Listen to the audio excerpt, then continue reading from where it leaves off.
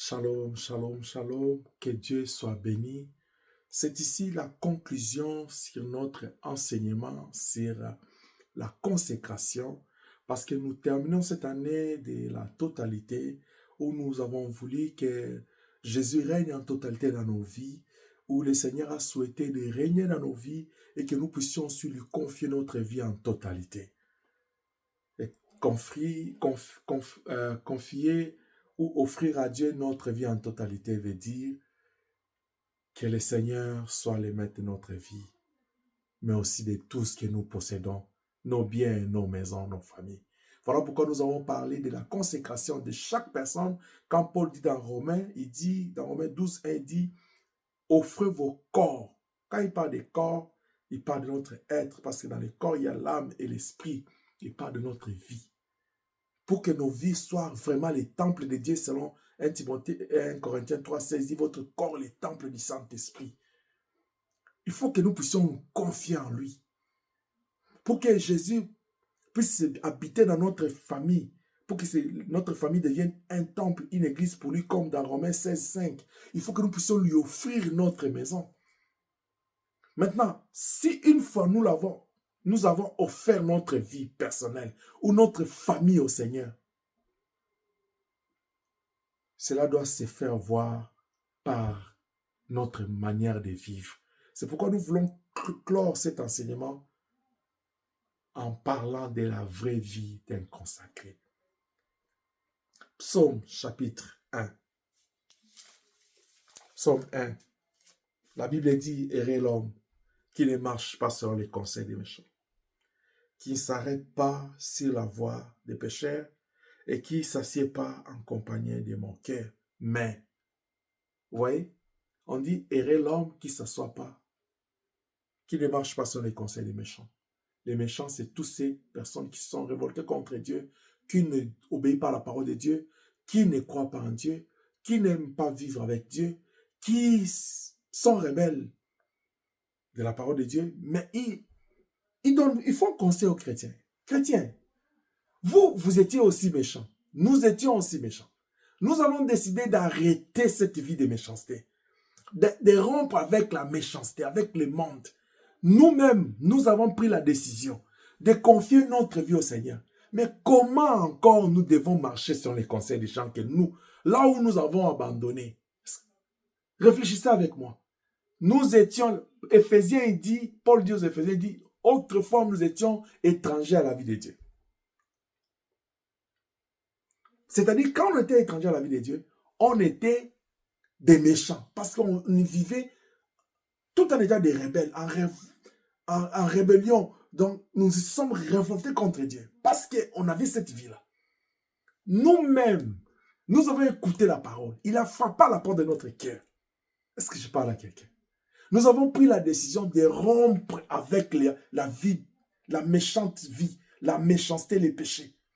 Mais comment encore, après avoir quitté ces choses, nous retournons pour prendre conseil de ces gens? Mais si il y avait des bons conseils, pourquoi nous sommes partis de là? Pourquoi nous avons quitté Égypte? Heureux l'homme qui ne marche pas sur les conseils des méchants. Parce que nous avons quitté le monde des méchants, pourquoi nous devons encore avoir des conseils méchants? Quand nous avons quitté ce monde, c'est nous qui avons compris que non, la bonne vie, c'est en Christ. Jean chapitre 6, 68 et 69, Pierre dit, où irons-nous? C'est toi là qui as les paroles de la vie éternelle. Nous allons te quitter, pourquoi? Nous étions de l'autre côté. Nous avons quitté l'autre côté, nous sommes venus vers toi. Nous ne pouvons plus rentrer là-bas. C'est comme tu es dans une maison qui prend feu, ou une maison qui soigne parce que sous la pluie, et quand la pluie commence, toi tu dis non, je vais aller entrer là-bas me protéger. Pendant que tu es sous une tente, tu es bien. Tu dis bon, ici, je vais, comme c'est la maison, je rentre là-bas. C'est comme si tu étais dans une maison, il y a un lion, il y a des serpents là-bas. Tu as fui, tu as échappé, tu as réussi à t'échapper. Après, tu te dis non, comme il pleut dehors, je vais rentrer là-bas. Parce que la plupart des fois, c'est quand on a des problèmes, c'est quand les choses ne marchent pas. Tu rentres vers les méchants, les princes de ce monde, qui dirigent le monde et les païens. Tu rentres vers lui pour demander conseil Ou bien pour t'expliquer, tu dis, voici même ceux qui sont dans le monde là, ils prospèrent. C'est quoi la prospérité? Quand la Bible dit, vaut mieux un pain sec dans la paix qu'un mets de viande dans les tourments. Et là, qui ont des mets de viande, ils prospèrent parce qu'ils ont l'argent. La prospérité pour toi, c'est le fait de construire des maisons, d'avoir des belles voitures, de vivre cette vie-là. C'est pas, il faut leur demander. La vraie vie, c'est là où il y a la paix, la joie, la justice. Ils ont la paix. Vous pensez qu'ils en ont? Qui te regardent en face, qui te disent qu'ils ont la paix parce ils l'ont dans de jolies maisons. Pendant qu'ils ont même de belles maisons, ils ne dorment pas sur leur lit. Ils sont dans des petites chambres là en train de faire ce qu'ils savent, ce qu'ils connaissent ce qu'ils sont en train de faire. C'est cette vie-là que toi, tu as envie. Voilà pourquoi il y a beaucoup de gens qui sont allés toucher à la magie, au fétiche, pour juste gagner vite la vie. Mais c'est de la même manière que tu as gagné vite la vie, là, de la même manière que tu vas les perdre.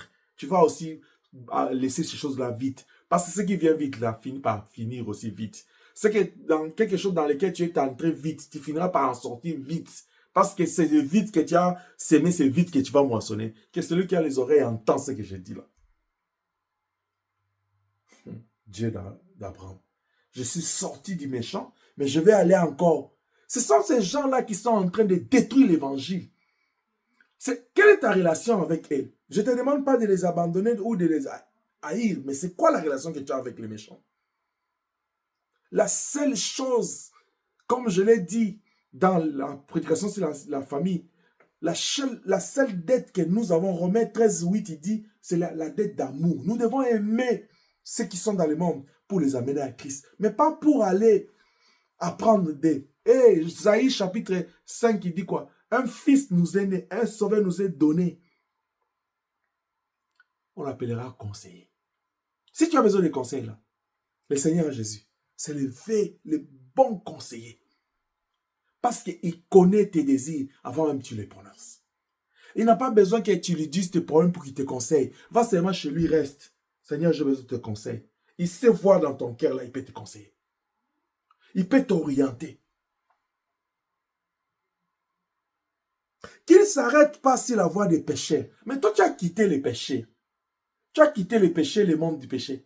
Pourquoi tu es toujours là avec eux? Je n'ai pas dit qu'il ne faut pas côtoyer les gens qui ne prient pas. Paul a dit, au milieu des païens, je me suis fait païen. Mais dans le but de les amener à Christ. Quand toi, tu es avec eux là, qu'est-ce que tu fais? Tu fais comme eux. Bien, mais il n'y a qu'une chose. Soit toi, tu les impactes, ou soit eux, ils vont t'impacter. Mais toi, tu choisis quoi? Mais si tu veux qu'eux puissent t'impacter, pourquoi tu as quitté leur camp? Il a fallu même rester seulement là-bas, devenir même au-dessus d'eux.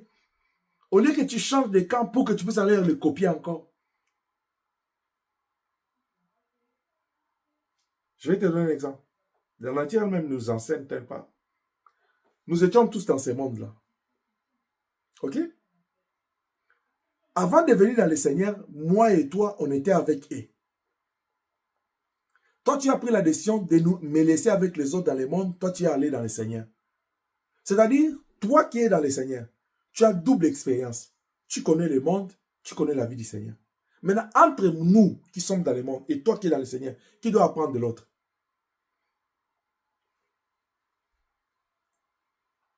Mais regarde, toi qui dois apprendre ceux qui sont dans le monde, les choses de Dieu, parce qu'ils ne sont pas encore là.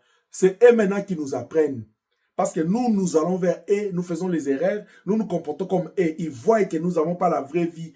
Nous ne vivons pas la vie que nous disons dans laquelle nous sommes, ou nous proclamons que nous sommes dedans. C'est pourquoi ils se moquent de l'Église. Voilà pourquoi le christianisme n'a plus sa force. Parce que c'est eux qui commencent à nous faire des leçons. Voilà pourquoi on s'arrête avec les pécheurs. On prend des conseils chez eux.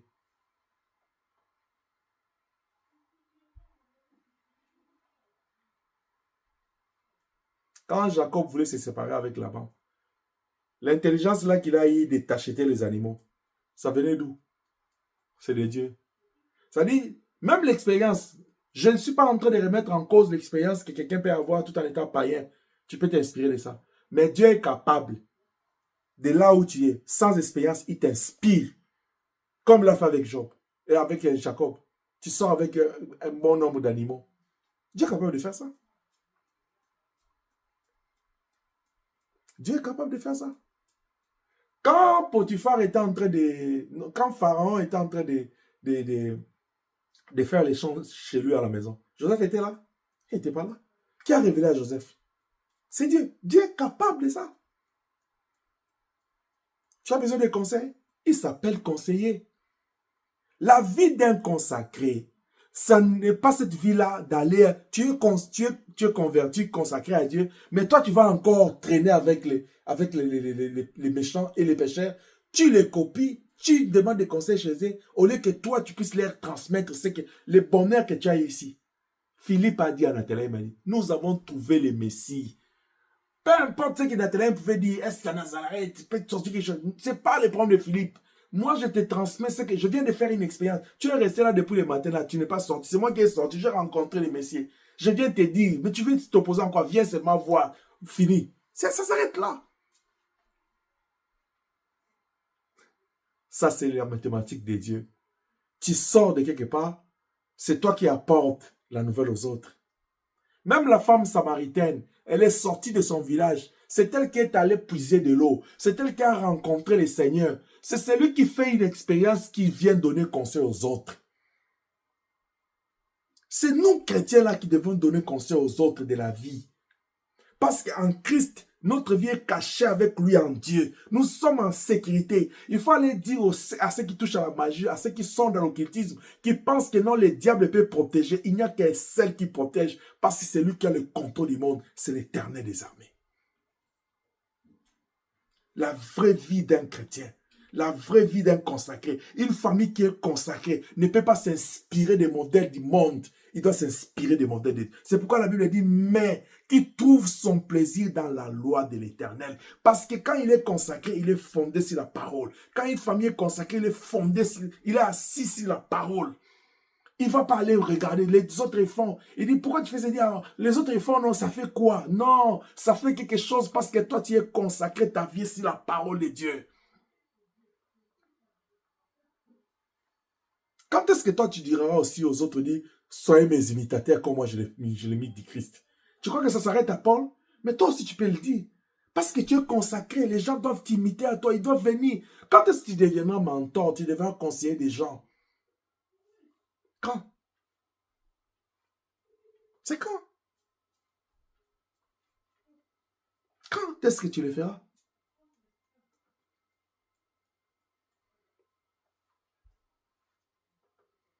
La vraie vie d'un consacré, une personne qui est consacrée, une famille qui est consacrée, il trouve sa vie dans la parole. Il est assis dans la parole. Il écoute la parole. Il obéit à la parole. Il s'attache des choses du monde pour s'attacher à Dieu.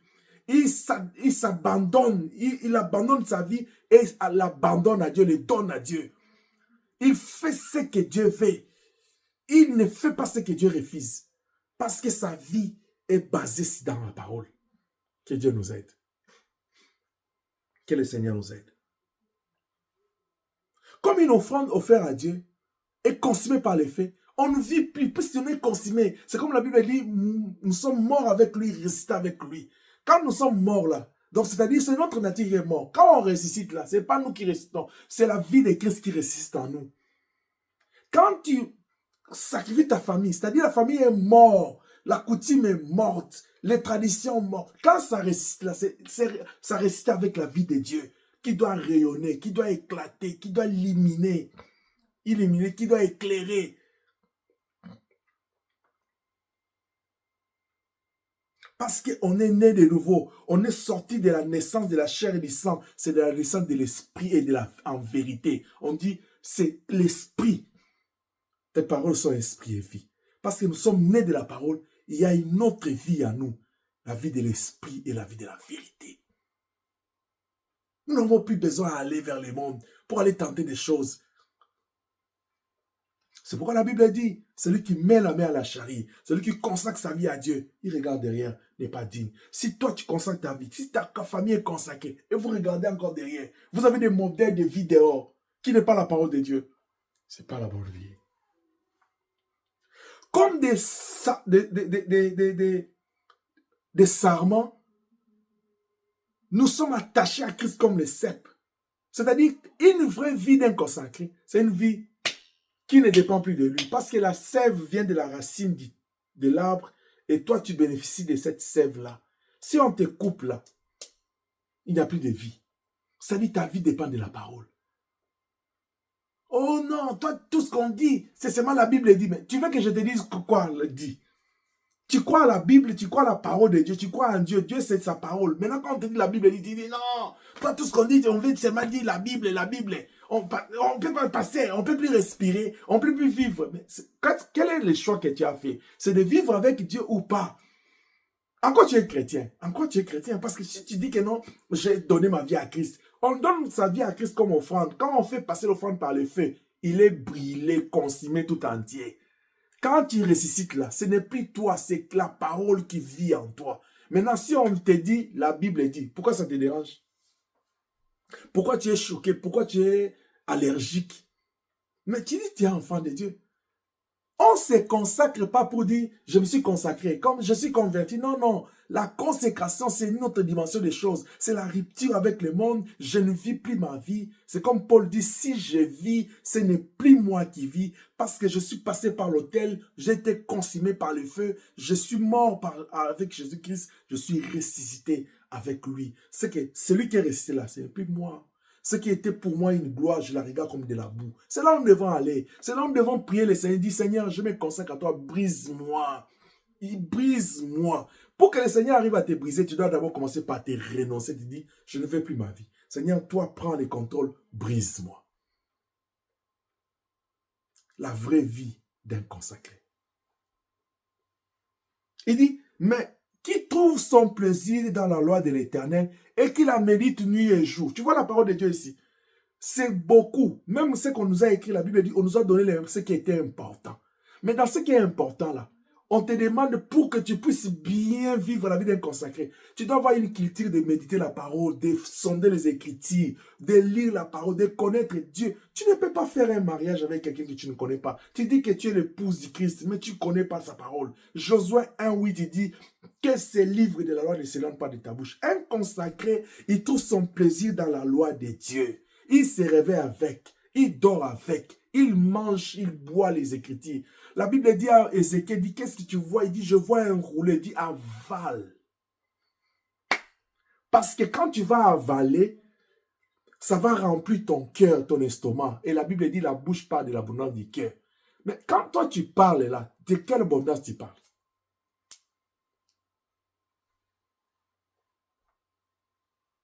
Je l'ai toujours dit, paix à son âme, l'apôtre Mbie. Ce papa-là, il nous a édifiés. Il disait, parmi les choses que moi, je ne peux jamais oublier de ce papa-là, il disait, quand un de nos pères là, ils ont commencé les choses de Dieu, ils n'avaient que des choses. Je pense vraiment que c'est la culture des apôtres que nos papas avaient. Il dit, c'était la prière et la parole. Par-dessus tout, la sanctification. Il dit, nous, on avait le temps, tu restes là, tu es en train de lire la parole, tu lis. Mais vous, là, les enfants qui grandissez aujourd'hui, il parlait de nous. Il dit, vous qui grandissez là, tu lis la parole à peine 5 minutes. Nous, c'était, il dit, quand je dis nous, et là, il dit, à l'époque là, même si c'est qu'il ne prêche pas, même si qu'il prêche, il lit la parole parce que c'est sa coutume. Il a déjà cette tradition-là de lire la parole. Il dit, vous là, les enfants d'aujourd'hui, quand il dit vous là, c'est nous là. Il dit, tu lis la parole 5 minutes, mais quand tu prends le micro là, comme le micro, quand ils ont commencé, ils n'avaient pas de micro. Nous, avec le micro là, oh my God, fire! Donc, tout ça, l'onction vient seulement en anglais là. Tu vois? Il dit, quand on te donne la chair, tu veux prêcher pendant des heures. Mais comment ça peut s'expliquer? Je suis d'accord avec lui, paix à son âme. Comment tu as médité 5 minutes, tu veux parler pendant des heures du temps? Même parler pendant 6 minutes, même parler pendant 5 minutes. Parce que la Bible dit ceci. Nous connaissons en partie. Tu vois, dans la totalité là de Dieu de la connaissance, Dieu nous donne en partie. Et dans la partie que Dieu nous donne, ça devient une totalité pour nous, ce qu'on a pris de Dieu. Il dit encore, nous prophétisons en partie. C'est-à-dire, même quand nous recevons de Dieu là, c'est quand je vais aller prophétiser ou prêcher, je ne vais pas dire tout.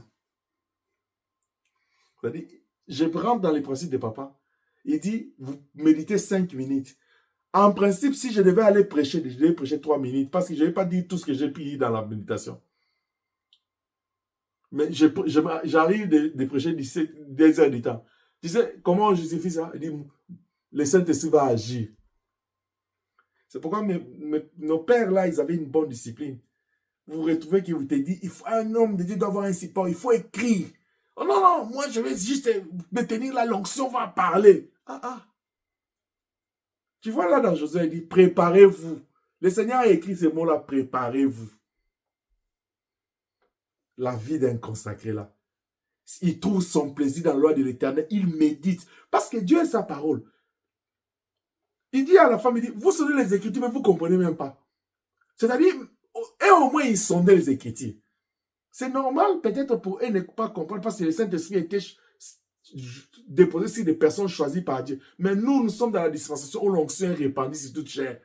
C'est-à-dire quand je m'applique, si on a au moins la discipline des chrétiens là de l'autre fois, de l'habitude des enfants d'Israël à l'époque, qui étaient dans le judaïsme, comment ils traitaient la loi de Dieu, comment ils s'adonnaient, ils cherchaient à connaître la loi de Dieu, à apprendre. Avec le Saint-Esprit que nous avons aujourd'hui, l'église est tout fait, tout femme. Mais non, mais regarde. Avec cette évolution de la modernisation de la technologie, la Bible est devenue dans nos téléphones. Même malgré que vous avez la Bible dans vos téléphones, vous avez des applications qui sont importantes que vos Bibles. Je ne vais pas aller faire la publicité de ces applications que vous connaissez là. Vous les côtoyez en tout temps, avec toutes les raisons. Non, je suis là parce que j'ai des connaissances, mes amis de l'autre fois de l'école. Oui, mais et puis la connaissance des rois, et puis la connaissance du Seigneur, et puis les patriarches de la Bible. Tu ne peux pas les connaître. Ceux qui ont précédé à la foi, là, leur attitude, tu ne peux pas aller les connaître. Tu as 20 ans dans le Seigneur, la Bible de Sophonie, là, tu n'as jamais fait la lecture là-bas, la méditation. Tu fuis Naoum, tu fuis Habakkuk, tu fuis même Zachée et Zacharie plutôt. Toi, tu as tes livres là, précieux. Dis, je vais lire. Lévitique là, tu n'as jamais lu. Tu dis, mais sur les choses de longtemps. Toi, c'est Jean 3,16.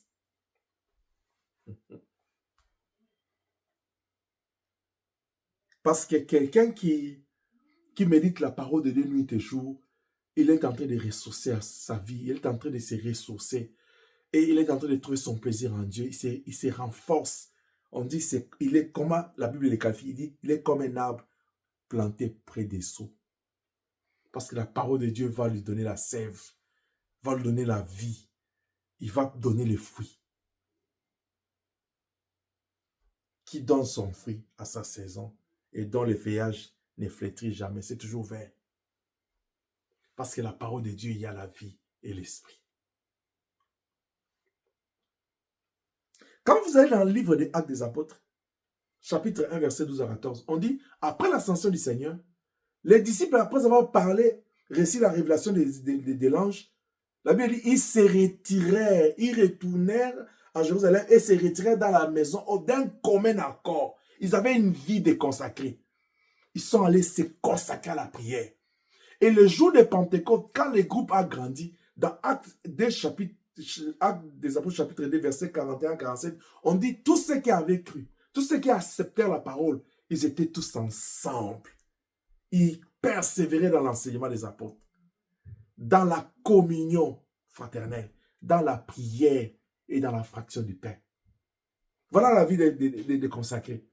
Parce qu'ils ont quitté les méchants. Ils ne vont pas aller chercher le conseil chez les méchants. Ils ne vont pas s'arrêter avec les pécheurs. Ils ne vont pas vivre comme eux. Ils vont aller chercher dans la loi du Seigneur à apprendre. Ils vont aller apprendre Dieu. C'est comme quelqu'un qui vient entrer en relation vite avec une nouvelle relation avec quelqu'un, qui soit amoureuse ou amicale. Ils vont aller apprendre. Vous savez, des erreurs là, nous faisons ça même dans les relations. Hein? Un homme qui aime une femme qui aime un homme, ils entrent en relation avec... Vous ne connaissez même pas. Vous êtes bien, je te promets, je t'aimerai toute ma vie. C'est bon. Est-ce que tu connais la personne là? Et j'aimerais te dire, peut-être dans les fiançailles, on ne se connaît même pas dans les fiançailles bien. C'est quand vous allez commencer à vous réveiller, vous dormez. C'est pourquoi que Dieu vous donne un grand cœur pour que vous puissiez vous supporter. Parce que c'est là où vous allez vous connaître. Mais le problème, c'est que est-ce que vous avez préparé à connaître l'autre? Vous voulez que l'autre puisse vous connaître. Est-ce que vous êtes préparé à les connaître?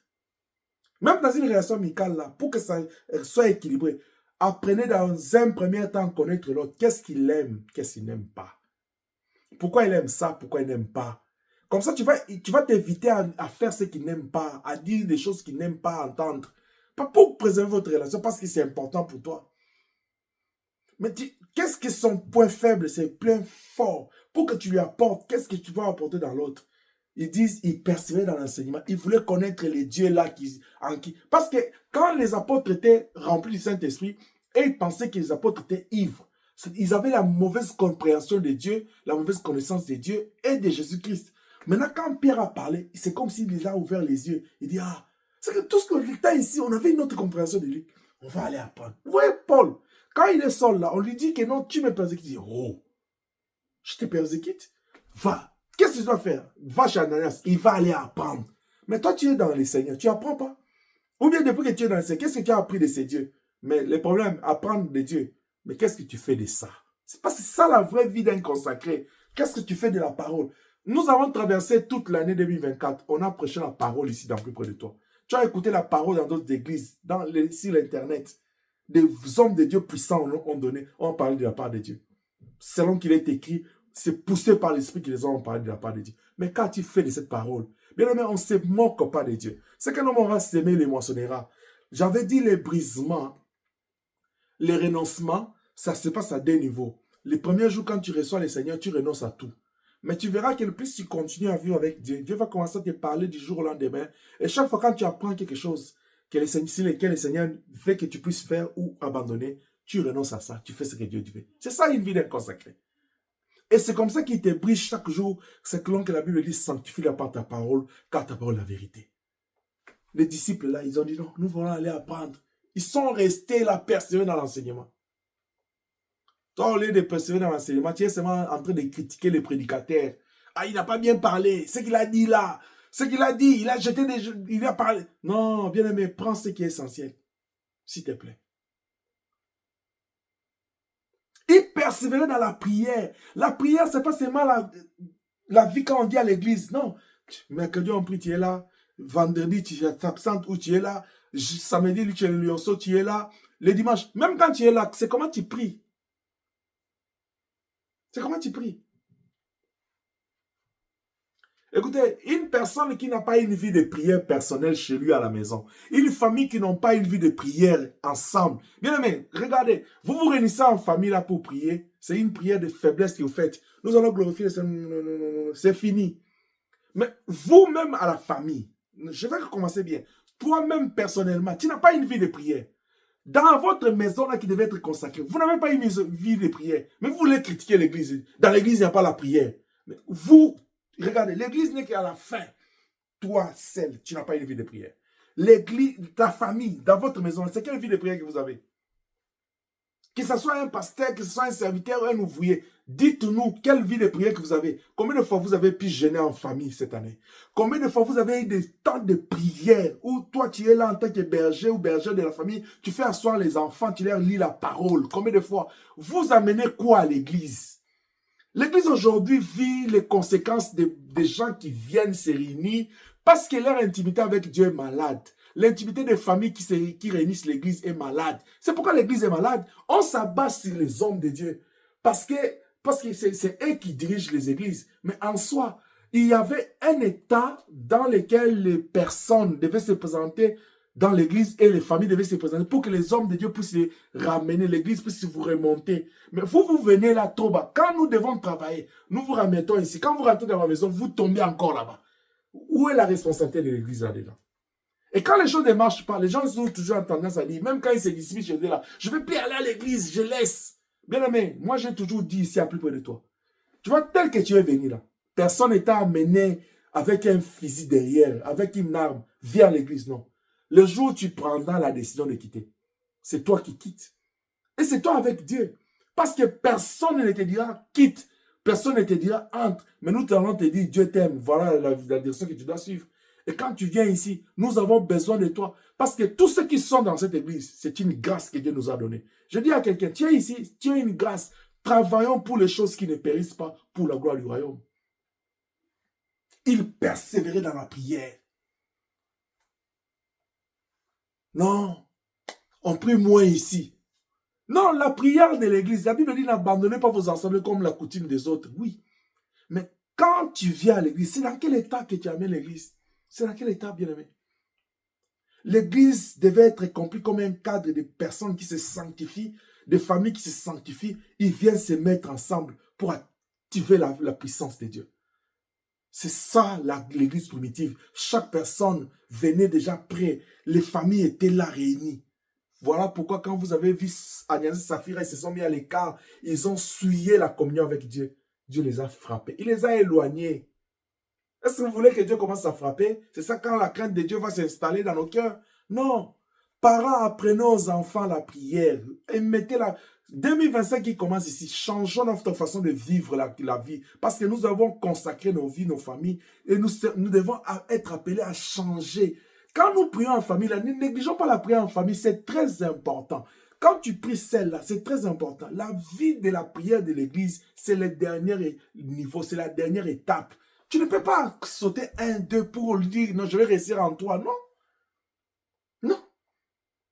Tu n'as pas fait le 6e. Tu n'as pas fait le 7e. Tu ne fais pas le 8e. Et le 9e année. Tu dis que non, je vais aller réussir directement au 12e. Comment? Tu sautes la première année qu'on appelle 7e. Tu sautes 2e année. Tu sautes 3e. Tu dis je vais aller rester en 5e. C'est base de quoi? La vie personnelle de la prière là, tu négliges. La vie des prières en famille, il n'y en a pas. Mais vous voulez aller garer. L'église aujourd'hui est visée. Ça, c'est le diable. Hein. Il a détruit la compréhension de la prière personnelle. Il détruit le feu de la prière dans chaque famille. Maintenant, il vise l'église. Tout le monde jette la pierre sur l'église. Je ne suis pas en train de défendre les églises ici. Mais je suis en train de chercher à réveiller la conscience de chaque personne qui s'est consacrée, de chaque famille qui doit se consacrer. Pour que l'église retrouve sa force, il faut que les 2 premières étapes ici se réveillent. C'est pourquoi il a dit veillez et priez afin que vous ne tombiez pas en tentation. Réveillez-vous qui dormez et réveillez-vous. Que chaque famille se réveille. Que nous puissions négliger, abandonner cette négligence que nous avons, qui nous a caractérisés durant tous ces temps. Parce qu'on dit prière de famille, c'est l'heure de la prière de la famille. Chacun vient dans sa position, il termine. Non, il persévérait dans la prière, dans les enseignements. Après, on dit dans la communion fraternelle. Tu dois être en communion avec toi-même, l'esprit, l'âme et le corps dans tout ce que tu fais avec Dieu. C'est pourquoi on dit que tu le serviras de tout ton esprit, de toute ta pensée, de toute ta force. Tu dois être en communion, la communion doit être dans la famille. C'est là où j'ai dit que tout le monde doit travailler pour qu'il y ait la paix dans la famille. Et la communion doit être dans l'église. Ce n'est pas l'affaire seulement des bergers. Ce n'est pas seulement l'affaire des ouvriers. Tout le monde doit se mettre pour servir parce que nous comprenons que c'est la chose de Dieu. Ils vivaient aussi dans la fraction du pain. Ils ne se contentaient pas seulement de lire la parole, de nourrir l'esprit, mais ils avaient aussi l'habitude de partager l'hospitalité. Oh, moi, on ne me visite pas. Je l'ai dit tantôt. Toi, tu visites qui? Parce que c'est dans les visites que nous allons partager nos problèmes, partager la prière, partager la parole de Dieu, partager les repas. Toi, tu ne visites pas. Tu me dis, je vais être visité. Oh non, moi, j'étais en train de visiter, ils m'ont découragé, ils ne me visitent pas. Mais pourquoi tu fais des bonnes choses, tu te décourages? Pourquoi tu as arrêté? Toi qui faisais des bonnes choses, tu devais continuer. Pourquoi? La Bible dit dans Galates 3:3. Oh, tu as commencé avec l'esprit, tu t'es arrêté. Qui t'a arrêté? Demande à côté, celui qui est à côté de toi là. Qui t'a arrêté?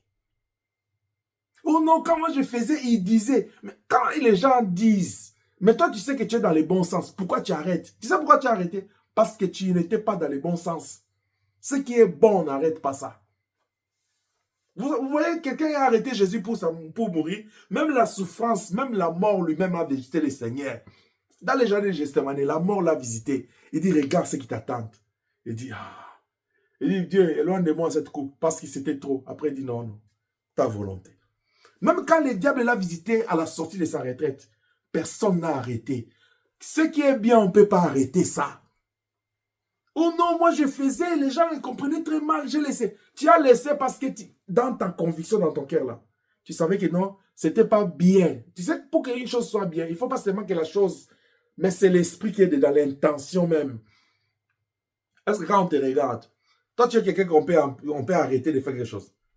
Mais tu sais pourquoi tu as arrêté? Ce que tu faisais de bien. Je parle de ceux qui ont commencé avec l'esprit, qui terminent dans la chair. Tout ce que tu as commencé à faire de bien, On n'arrête pas les biens. C'est les biens qui arrêtent les mal. Parce que le Seigneur est le Dieu des biens. C'est ça la vie d'un consacré. Non, non, non. Je suis converti, je suis consacré. Non, non, non. Ma famille est convertie, ma famille est... Non, non, non, non. Ça se passe par la vie de la parole. Ça se passe par la vraie vie. Parce que tu as laissé le monde pour embrasser la vie du Seigneur, pour s'engager avec le Seigneur. Le Seigneur, sa parole. Bien aimé, que celui qui a les oreilles entend ce que l'Esprit dit à l'Église.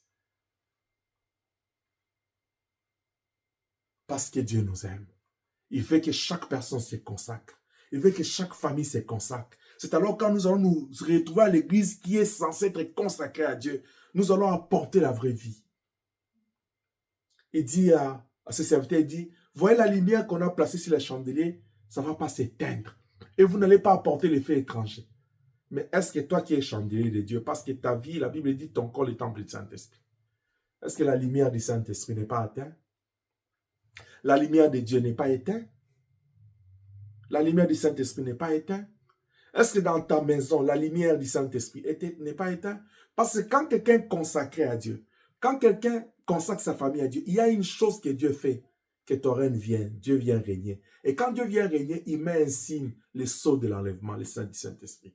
C'est ça la lumière. Et quand cet Saint-Esprit vient, il vient avec la parole pour te conduire. Maintenant, demande-toi, est-ce que la lumière du Saint-Esprit, la lumière de la parole de Dieu, est-ce que ça marche avec toi? Parce que même les enfants d'Israël, la nuit, c'était la colonne de feu. Le jour, ils avaient la besoin de la colonne de nuée. Est-ce que toi, tu en as avec toi? Souviens-toi de la retraite de l'année passée, de l'année écoulée plutôt. Je pense l'année passée ou l'année écoulée. Quand j'avais dit, où est-ce que tu as laissé Dieu? Tu peux être là toujours en train de dire Jésus, Jésus. Tu parles en langue, tu prophétises, tu prêches comme je l'ai fait. Mais il est resté loin. Saul n'avait pas si qui n'était pas avec Dieu. Il ne savait pas qu'il persécutait Dieu. Mais c'est Dieu qui lui a dit, tu me persécutes. Que cet enseignement, pour lequel les hommes de Dieu se sont investis, que le Saint-Esprit nous a parlé longtemps, puisse nous aider afin que nous puissions grandir dans la foi.